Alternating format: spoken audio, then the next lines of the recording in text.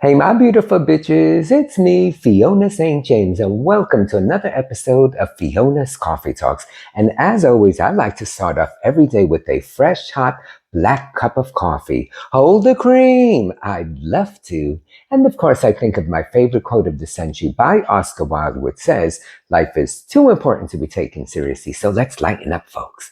So today's topic is, drumroll please, the life of an empress slash drag queen, part 7. Okay, so hopefully you guys have watched the first 6 parts. Last episode, I spoke about traveling to Cincinnati. So this one, I just want to talk about my traveling in general. I know I've hit on the fact that when you're empress, the bylaws say that you have to go to 2 out-of-town coronations. Because remember, like the New York chapter is one of like 70 chapters all over the nation, Canada, etc.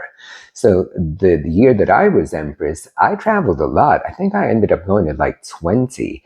And it was like all over the Northeast, like Boston, Vermont, Rhode Island, Connecticut, a handful in California, like San Francisco, San Diego, Alameda, Chico, I think. No, that was Texas, I think. And then Texas, like San Antonio, Houston, even like whatchamacallit, Cincinnati, of course.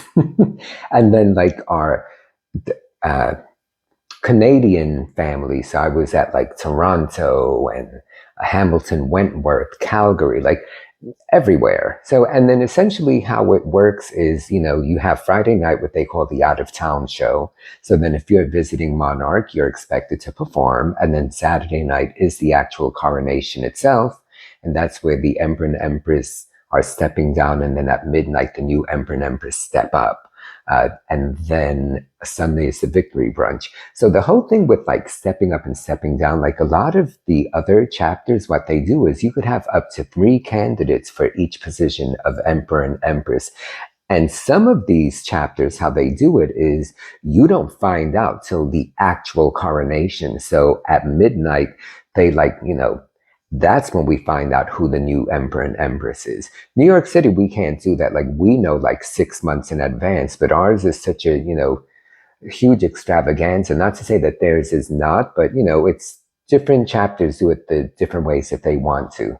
So, for me, that year was incredible. And I've said this before where it's like, it was almost like being Miss America, where you're representing your community, your city at large, and I love the traveling aspect of it. So like a typical weekend for me would be like getting there the day before Thursday, or sometimes depending on how far or how close, maybe Friday, and then being in drag all weekend and either coming home Sunday or coming back Monday. So it would take up, like 3-4 days of your life. Now, the crazy part about it for me was when I stepped up as Empress, that coincided with me shooting season 5 of Oz. So Oz was like, Monday through Friday, pretty much 12, 13 hours in drag. And then I would be in drag on the weekends. And that was like, I remember I stepped up like end of March. And I remember that May, I think I mentioned this before, when I looked at my calendar and realized that I was booked every single weekend through mid-September. Which was kind of nuts. And I was like, oh my God. So, and all of that coincided with us shooting Oz. And when I did the video about gay pride, I forgot to mention a fact, so I'm going to mention it now, that what was so wonderful was, as the reigning monarchs, you got to pick the theme of the float. So our float, we called it Prisoners of Love. And it was all like, prison oriented. So I was like in this black and white prison striped outfit. And then, because we have a large membership, not everyone could fit on the float. So certain people were literally walking on the street, like along the float. So what I did was I spoke to the costume department and I got everyone's sizes, and I ended up, anyone who was not on the float but actually marching along the float were the authentic prison orange jumpsuits, which was really kind of great. I'm going to include pictures at the end. And so that was kind of wonderful. And then like we finished shooting that season, and then like I reigned for a year. And then when I stepped down the following March, what was so nutty about that was like, I remember the coronation happened that Sunday. We had victory brunch. I mean, the coronation was Saturday, victory brunch was Sunday, and the very next day, Monday, was my first day back on the set. So I never really even had a chance to breathe or like realized what I had just experienced for a year. Because, I've always said, especially as an actor, if you're working on something for a long period of time and when it's over, I'll admit it, I tend to be on the sensitive side. Hard to believe, I know, but it's true.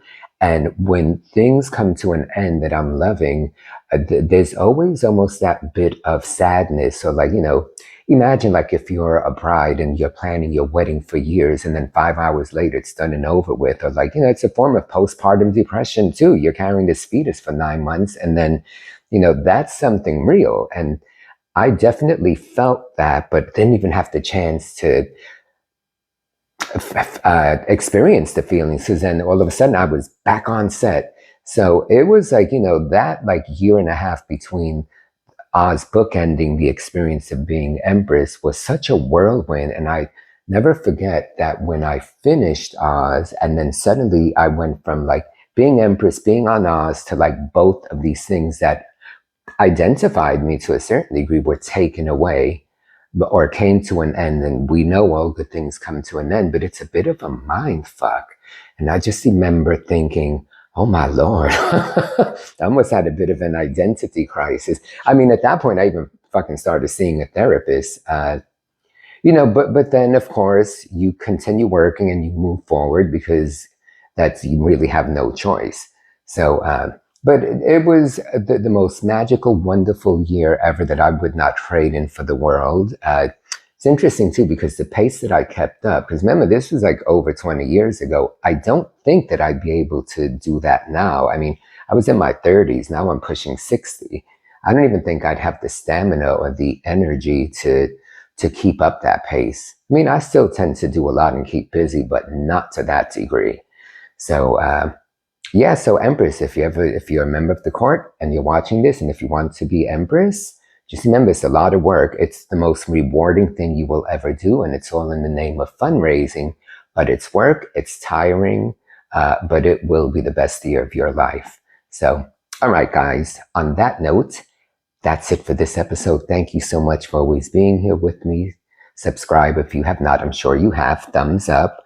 Look at the pictures that I'm going to post at the end. And I look forward to seeing everyone again soon. Alrighty. Love you.